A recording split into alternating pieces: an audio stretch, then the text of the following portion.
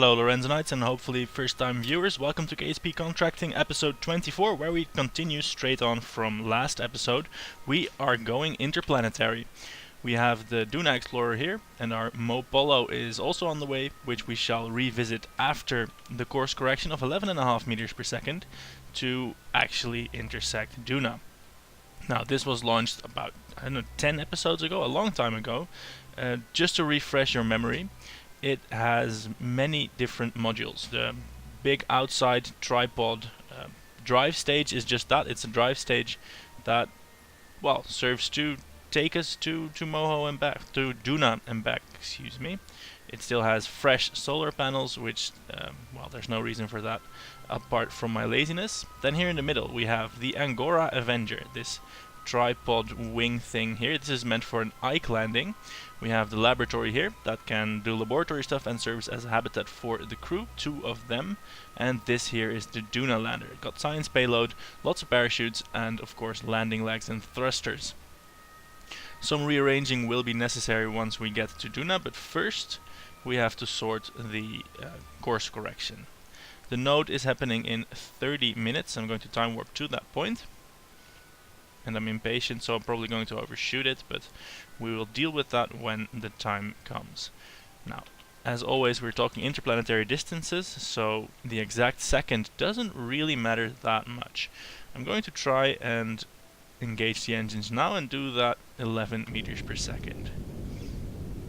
Yeah, close the alarm. This is the horrible thing with add-ons. They put screens in your face, and I don't really like that. Right, so that's about 10 meters per second. I'm now going to delete the maneuver node and see if I can fine-tune the encounter with RCS. So I'm thrusting forwards now, and we are going to swing by Duna at about 7,000 kilometers, and that's not increasing or decreasing anymore. So let's see if we put a maneuver node here, whether we can fine-tune that a little bit more. And there is some difficulty with putting the maneuver node on the actual correct trajectory, but here I did manage to do it. Let's have a look.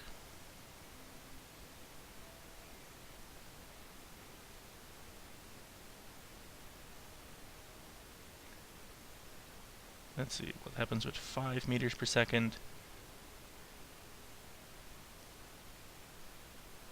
Yes, that is starting to look properly close.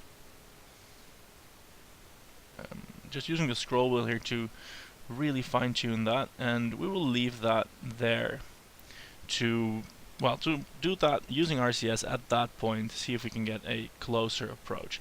We should be able to do that. We'll leave a reminder in the Kerbal alarm clock to actually do that, and this will happen in 198 days. That means we can safely switch to the KPR our Moho and continue our journey to Moho.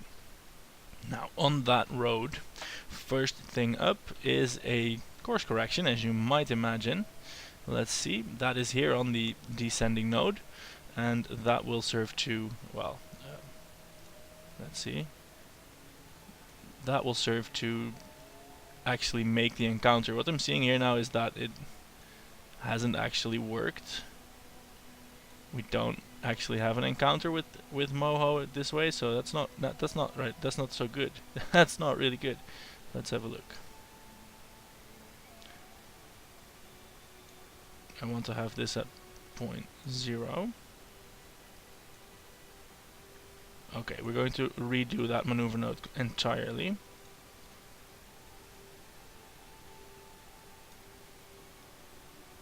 So now we at least get the close approach. And then we can... Ooh, there was an encounter. Moho, of course, Moho's sphere of influence is really small because it's close to the sun and the body is fairly small itself. We're looking at an 1800 meters per second burn, which is quite large, but first, of course, we do the time warp to that point. And there we are. The sun has come into view, and it's a fair bit larger than it appeared from the altitude of Duna. Of course, Moho is a lot closer into the sun than Duna is, which is the red line all the way over here. Now, let's rotate our ship and perform a correction burn, using the RCS system for that, because I have no idea which direction in the map view corresponds to well, the actual direction here in the, well, I was gonna say the actual universe, but let's just call it the flight view, because of course the actual universe is the one we are sitting in, boring as that can be.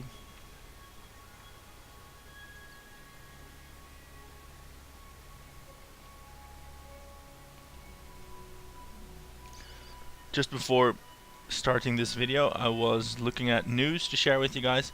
There wasn't anything revolutionary that popped out at me, but I was just looking at SpaceX again, one of my favorite space companies, and I found a press release from Elon Musk, the founder of that company, and he was saying some, well, to be honest, probably they're just ravings of a lunatic, but he is still an inspiring visionary. He was going on about how he founded the company, how he founded SpaceX, for the sole purpose of advancing rocket technology and efficiency to allow humans to go to Mars, which is awesome. It's not something people usually start companies for. It's just something people talk about from armchairs. And he was going on about how they successfully recovered the first stage of a Falcon 9 rocket. That I talked to you about that in a few episodes ago. And he was going on about his plans that for the end of 2014 he was planning the next step in that recoverable booster program is to actually land and actually recover the booster from the sea, and then the next step is to have it land on land, an actual soft landing, and then after that they are looking to actually reuse a first stage. They're aiming to do that in early 2015, so that's rather quick already. Of course, with these things, the actual times are liable to stretch, but still that's a fairly rapid roadmap. Definitely something else as compared to the NASA promises. Is like, yes, we will certainly send people to the moon again in 20 years, and maybe in 30 years we will send someone on a flyby to Mars. Well aware that in that time administrations will have changed a million times, and they do not necessarily have to live up to their promises. Anyway, that and more, find that on my Tumblr page, which I link in the description. If I find something interesting, some nice space news or peculiar stuff, I always put it on there. So if you like to get that, do that. Anyway, back to the game. We have 1700 meters per second to go with 4 nuclear engines. It will take, as the game tells me, 3.5 minutes, and I'm just going to skip that for you. So, as the burn progresses, it's not quite done yet, I found myself wondering about science. It's been quite a while, and we have some science experiments on board here. We have a thermometer. Let's have a look at that. Well, that can't be done right now, so that's useless. We have materials bays, and we can look at the materials bay. We have 275 science points from space high over the sun, but I'm not going to take that along because we need 3 samples for Moho space high and low, and of course the surface, and we have 3 materials bays, so they are for that. We do have 4 goo canisters, so I can do a goo reading from solar space. Let's have a look at that. It's 110 science for recovery, so I'm going to keep the data there. No, I just wanted to share that with you. Do a slight course correction maneuver to keep following the marker. And now it's just 300 meters per second more. So we are now almost there. Let's have a look at the map view, and I'm going to do the same thing again where I delete the maneuver node and just see how things evolve, and hopefully we shall actually get the encounter that was promised to us by that node. I am at... look at that. Is that actually becoming less? It is. Isn't it? This is very finicky. Look at that. Alright. Now maybe with RCS we can fix that. Yes, there we go, thrusting forwards. I don't know why it does that. Are we just on the edge of something here? I think we might be. I'm just going to thrust forward more with the actual engine. It's weird, it goes from an encounter to a closest approach that's closer than the encounter. I don't know why or how that happens. Anyway, this will happen in 15 days, which is good. It's still getting closer, so I'm just going to keep going this way. 4,500, excuse me. Oh, now it's increasing again. 5,000 kilometers. We can work with that. And that's 15 days away, whereas the first Duna correction move is 114 days away. That means we can just straight forward time into this moment. Let's see, there we go. Approaching the planet, it's all so exciting. And 1, 2, 3.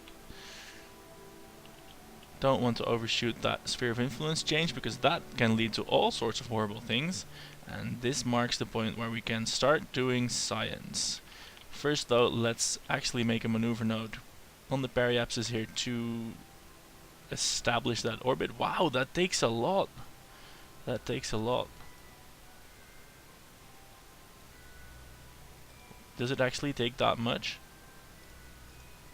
Because I'm not sure we have that much.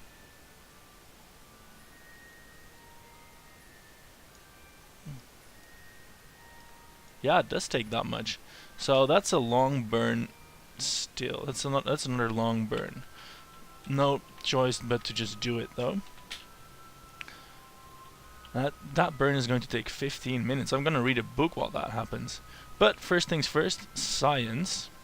Because we are now in space over Moho, we can do the materials bay here. That's only 80, that's less than solar space, that's disappointing. Keep that. Even the materials bay is less than solar space. Well, that was a mistake not doing that. I could keep it, but then at least the Moho space is mined out. So let's keep the data there. And, well, endeavor to reach space low over Moho, I suppose. Let's see.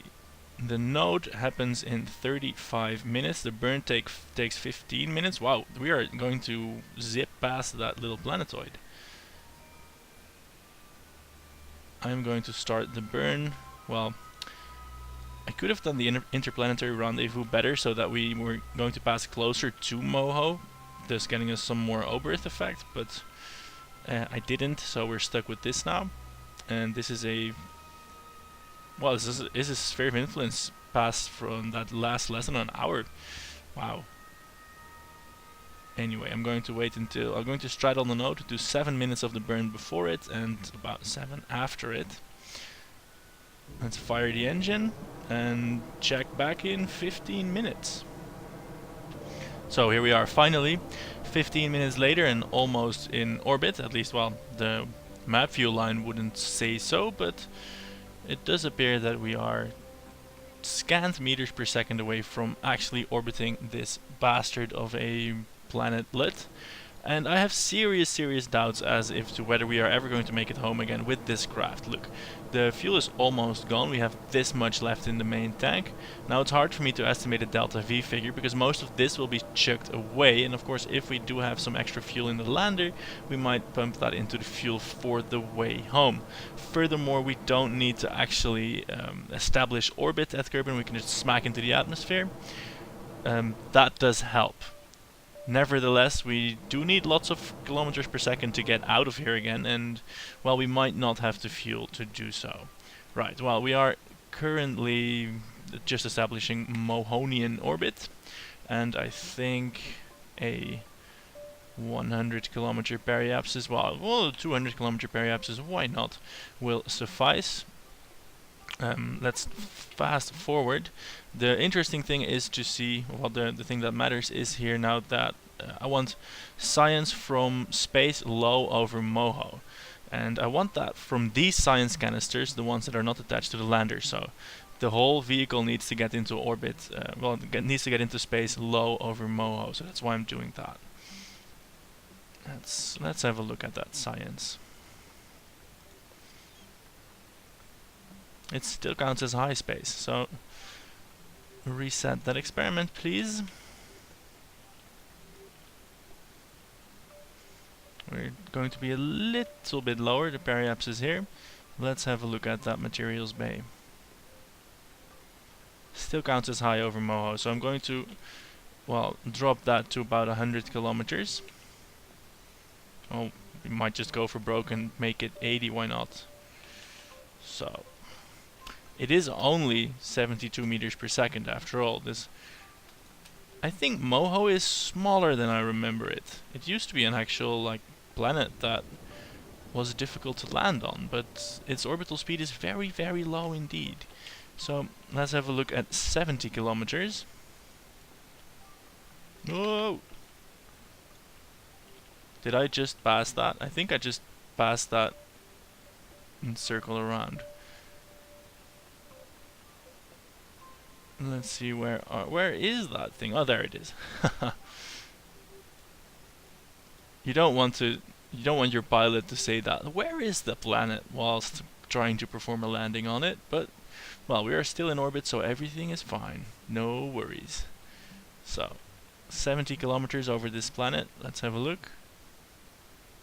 It's still high over Moho. How low does this want us to go? Let's have a look. Is this still? It's still some altitude. Let's reduce that to a silly amount. Well, not actually silly. I don't want the vehicle to crash, but let's make that 30 kilometers. If I recall correctly, Moho does not in fact have an atmosphere. If it does, we will be in trouble. Okay, whoa. That was fast. Let's see, 66.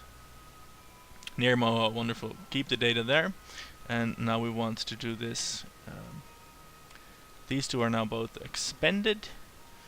And we want one of the goo canisters here. Yeah, keep that as well. The science values are disappointingly low for this. Anyway, let's get Bob out there on EVA. He can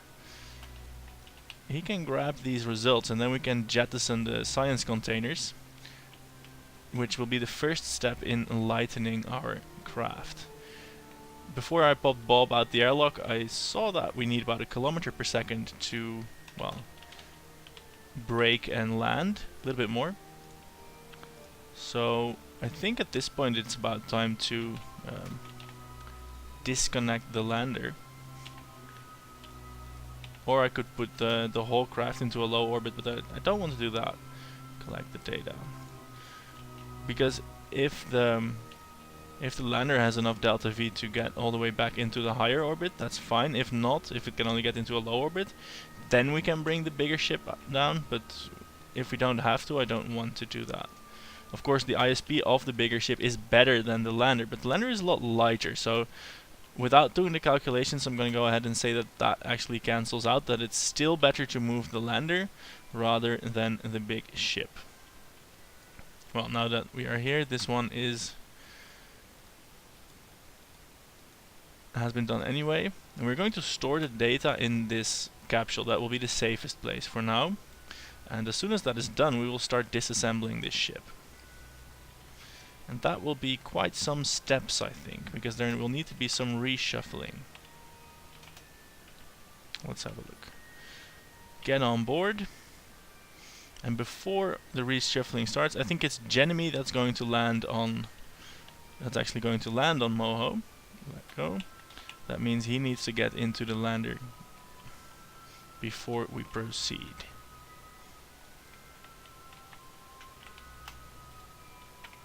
Go on, get in there. Right, okay. Here we go with the separation strategies. Thing 1 is a stage. That will decouple the lander from this docking array. Let's do that. So, here we have it. We are now free from the drive stage. Let's RCS away from it a little bit. Arrest our movement. and the next stage would light the engine, but we first want to detach. Let's first see if we can still actually control this. We cannot, which presents a huge problem, because that means that we have no way of detaching this. We have no way of getting back to the drive stage. I hope that a Kerbal on EVA can actually pry those docking connections loose. Let's see. I hope that is possible. Yes, it is. He can fix this. Okay. So, Bob Kerbal, I think it was Bob we grabbed. Go on. Undock. One more. We are knocking the nice, careful arrangement out of whack, but... Undock. There we go. That bit of space junk is now gone, and is it drifting freely? Well, no, it's gliding into everything we have. So, look out. Look out. Don't... This is junk. Push it away, please. Don't take off our solar panels. Okay. Whew. That could have gone a hell of a lot worse. Right, so we have a disconnected lander. Let's put Bob back into the... Is this Bob? It is Bob. Let's put Bob back into this capsule. Okay, now we have a separate vehicle. We can undock the lander. Then that's a self-contained vehicle. Ooh, this looks nice. Looks spacecraft with a burning planet in the background. Okay, let's decouple this. Okay, so now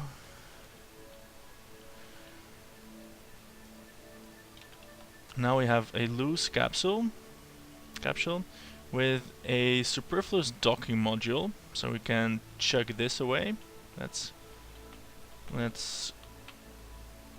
move a little bit and then undock this.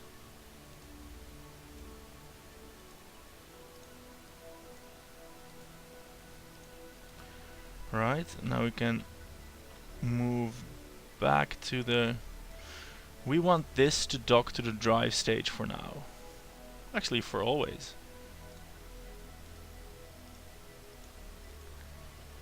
Alright. Do we have... We have a little bit of propellant, not a lot though. Okay. Let's see if using the translation keys I can zero out this velocity. I hope I can. This is going to be sort of difficult. This is going to be sort of difficult. Okay.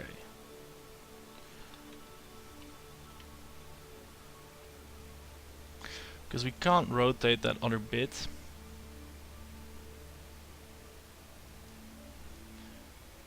Let's see. Okay, first things first. Getting some distance.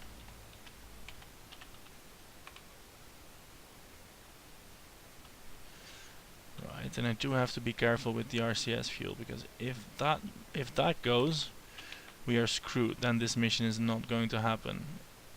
That is a bit tough. Right.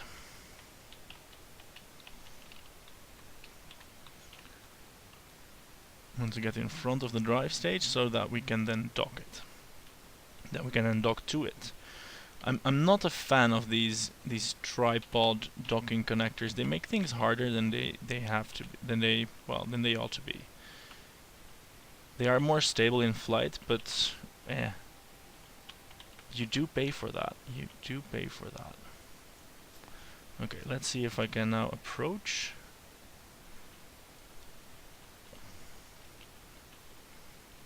We appear to be sort of on target.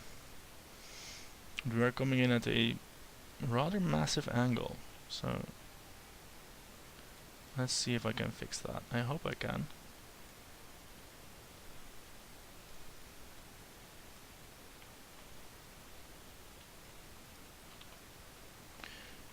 this way.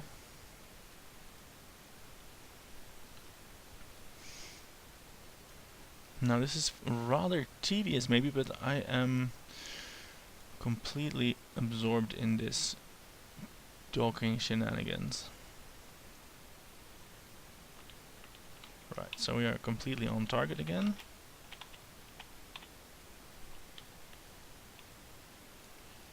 Let's see, we want this one, control from this one, want this one to glue to that one, that is still the target. Okay.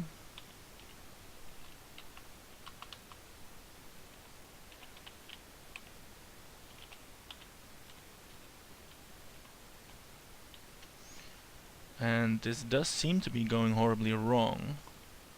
Maybe we can fix it like this. Seems that we can.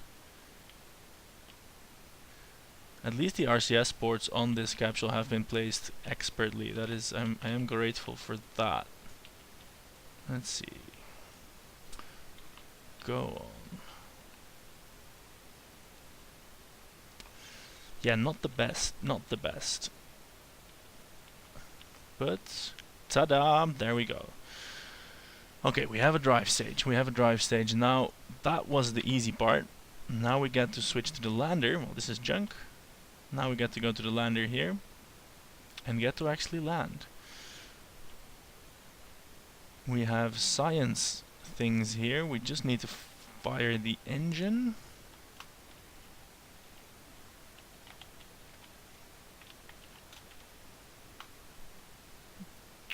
I'm going to not trust the staging and just activate it like this.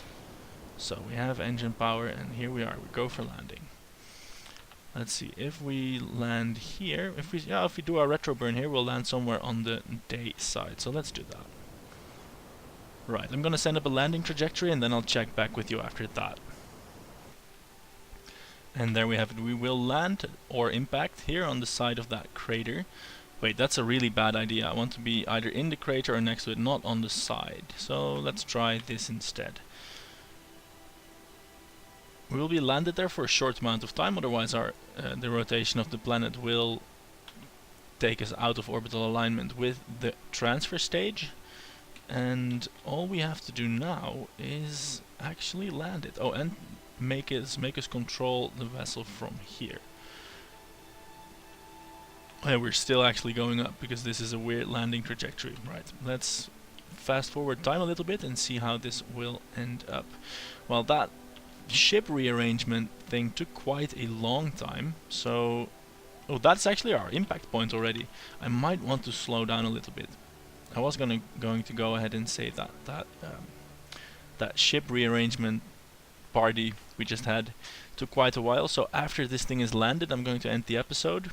And then in the future we will get to see if, how and when Genemy and compatriots ever get home. Can we lock a temperature? No. Oh yeah, because we are high over Moho. We will have to do that on the way down. Now we get this hard question again. When do we start braking? Because we are going to fall down pretty hard. But as always we don't want to brake while too high up. Wait, why are these lights pointed up? Anyway, doesn't matter for now.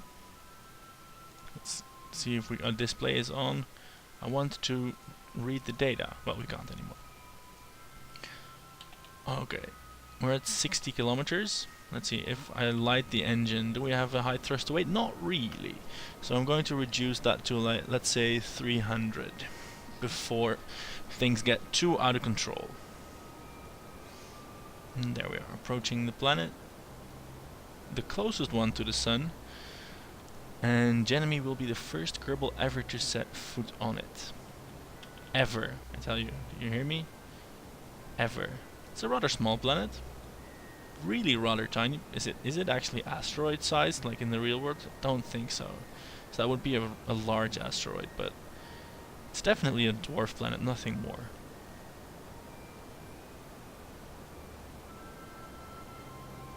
Yeah, I think it was a good call to reduce speed already. And I think we're going to land with just a little bit less than half the fuel remaining, which is completely fine because we can rocket away these science parts, and of course the last half of the fuel will always have a little bit more kick than the first half because it doesn't have to actually lift the first half. Yeah, I'm scared about the landing.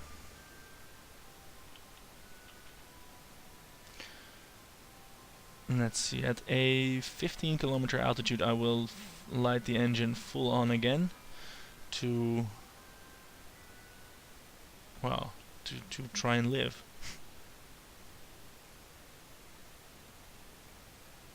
One thing you may have already noticed in the video is that this one, if all goes well at any rate, will be uploaded in full HD, because I am currently residing in a veritable palace of luxuries, among which is a rather decent internet connection, and my new computer has the speed and brawn to render and calculate full HD videos in a reasonable time span, and now I can also upload them in equally as reasonable time span. So if this goes well, it will remain so for however long I will still have a nice internet connection. Once they revert to 240p, 360p or some idiotic number like that, you will know that I have once again moved on. But for now, enjoy the full HD quality. It might be full HD quality of a crash, because I am getting really scared about the ground that is rushing up to meet us. I do hope I ignited the engine in time. It would be a terrible pity to, well, to smack Genemy into the surface of Moho and get our space program's first actual casualty. I'm cautiously optimistic. We might still make it. We're at 150 meters per second. That does mean that we are falling a lot slower, which is exactly the point. Yes, we will be fine. We will be fine. I think. Yeah, it seems to be going well. I'm cautiously optimistic, as I said. We're just passing the halfway fuel level now. I think we'll be able to get back to the mothership with a little bit of fuel remaining.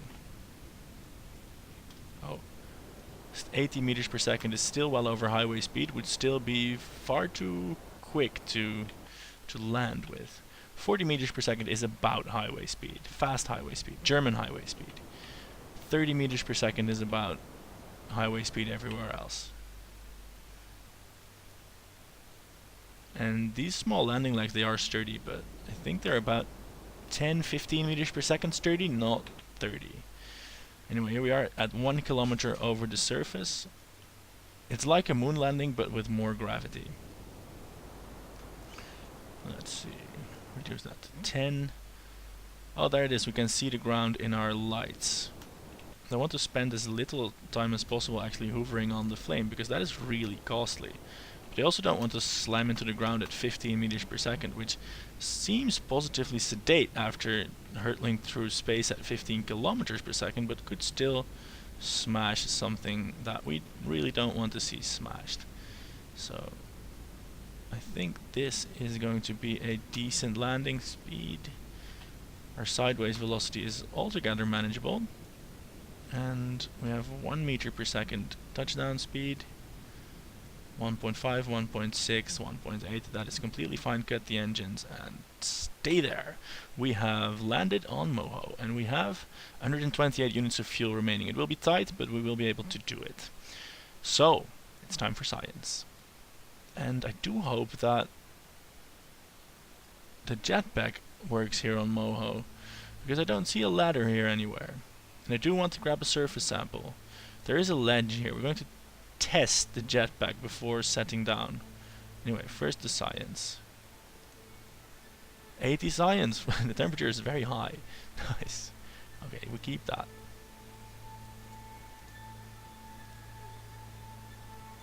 100, we keep that. And 250, we keep that as well. So now for... Oh! I've been forgetting to do crew reports. 50, we can just send that home. And fortunately we can still do crew reports from space and everywhere, because, you know, they don't expire. EVA report, been forgetting them as well, so let's do that. 80, keep that, get back in there, because if we lose you on the surface, we still want this report. transmit that. And then we can also do an EVA report actually from the surface. Oh great, we have guaranteed science. We just cast that in. Wonderful. Okay, so let go, stand on the ridge, light your jetpack, and yes, it does work. Barely. So we are going to stand on that docking port. Oh, well, eat dirt, really hot dirt. Do an EVA report from there. It's getting very hot in here. Okay. Stand up. Plant a flag, that's for sure.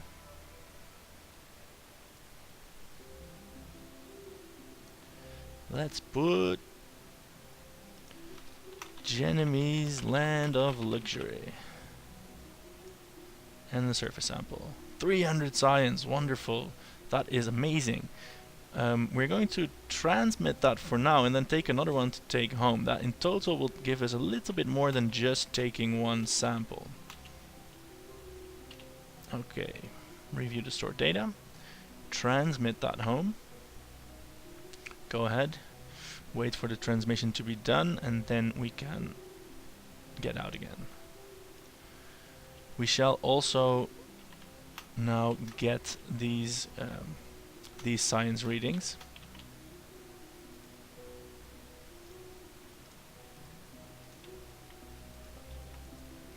Oh, I don't want to fall off again.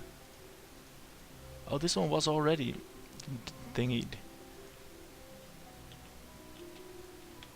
Right. Oh no, Genemy, look out. You got caught on the RCS thruster block. Well, suppose that's good. There we go, remove the data. And I want an EVA report from flying over Moho's surface, so yes, 64. Wonderful. Right, so let's board. Let's review the stored data. The EVA report we can transmit. And we keep these things. Yes. I think that wraps it up for Moho, really. Now there's a conundrum. We want to light these. We want to light these rockets, these separatrons, whilst also undocking this. Undocking, I can't do that in an action group, and I hope there will be an offset because we're angled on the surface, because it's not going to fall back on us. So I'm going to hit the stage and then decouple the node. So see, there goes that. Wow, that looks good. Well, this is now trash.